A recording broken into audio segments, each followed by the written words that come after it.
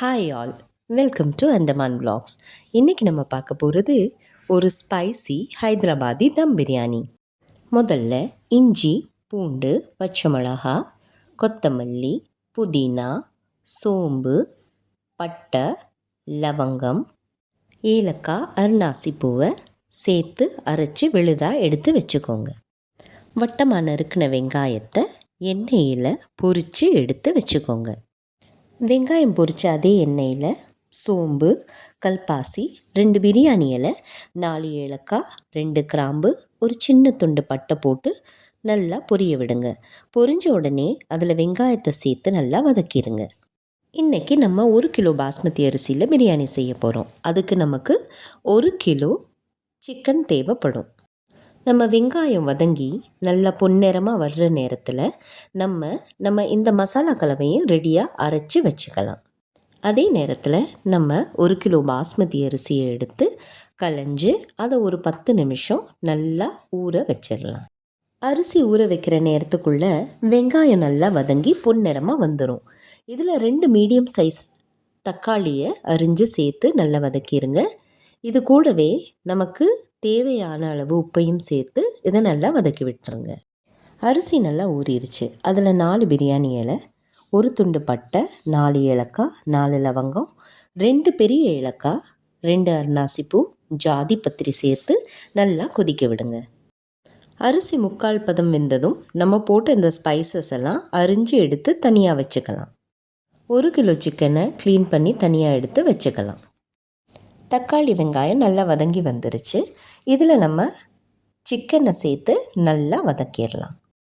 Chicken ஒரு 2 நிமிஷம் வதங்கின உடனே அதில் தேவையான அளவு மஞ்சப்பொடி, காரப்பொடியை போட்டு நல்லா வதக்கிக்கலாம். சிக்கனை மூடி போட்டு 2 நிமிஷம் வேக விடலாம். அரைச்சி வச்ச மசாலாவை சிக்கனில் சேர்த்து நல்லா சுருள வதக்கி எடுத்துக்கலாம். இப்போ சிக்கன் ஒரு 1/4 பதம் தான் வெந்திருக்கும். அதனால் இதில் 1 டம்ளர் அளவு தண்ணி சேர்த்து நல்லா மூடி போட்டு ஒரு 10 நிமிஷம் நல்லா வேக விடலாம். இப்போவே வீடெல்லாம் பிரியாணி மணக்குது. அரிசி இப்போது 3/4 பதம் வெந்துருச்சு. இப்போ நம்ம அதில் போட்டிருக்க ஸ்பைசஸ் எல்லாம் ஒரு ஸ்ட்ரெயினரை வச்சு அரிஞ்சு எடுத்துக்கலாம். சிக்கன் இப்போ வெந்து தளன்னு வந்துருச்சு. இதையும் நம்ம தனியாக எடுத்து இப்போ வச்சுக்கலாம். அரிசி இப்போது 3/4 பதம் வெந்துருச்சு. இதை நல்லா வடிச்சிடலாம். வடித்த அரிசியை ஒரு 10 நிமிஷம் ஆற விடலாம். வெறும் பிரியாணி சட்டியை அடுப்பில் வச்சு நல்லா சூடு பண்ணி அதில் நம்ம லேயரிங் ஸ்டார்ட் பண்ணிக்கலாம். கிஷ்மிஷ், முந்திரி, பொடியாக நறுக்கின புதினா, கொத்தமல்லியை நெய்யில் நல்லா பொரித்து எடுத்து தனியாக வச்சுக்கலாம். இந்த பொரித்த வெங்காயம், கிஷ்மிஷ், முந்திரி, புதினா, கொத்தமல்லி நம்ம பிரியாணிக்கு ஒரு தனி மணமும் சுவையும் சேர்க்கும். அடுத்து நம்ம சூடு பண்ண பிரியாணி சட்டியில் அரிசி, சிக்கன், பொரிச்சு வச்ச பொருட்கள் மற்றும் நம்மளுடைய சீக்ரெட் பிரியாணி மசாலாவை லேயர் பண்ணலாம்.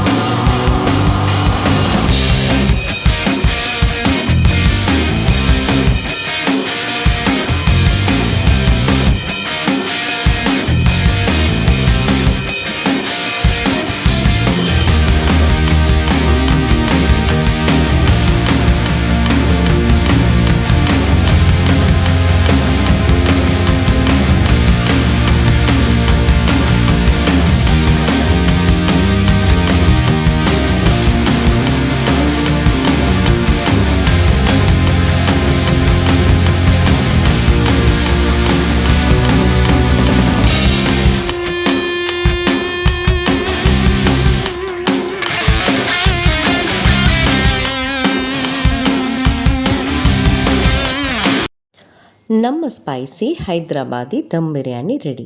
இதை சிக்கன் 65 சிக்கன் கிரேவி கூட என்ஜாய் பண்ணுங்கள். தேங்க்யூ.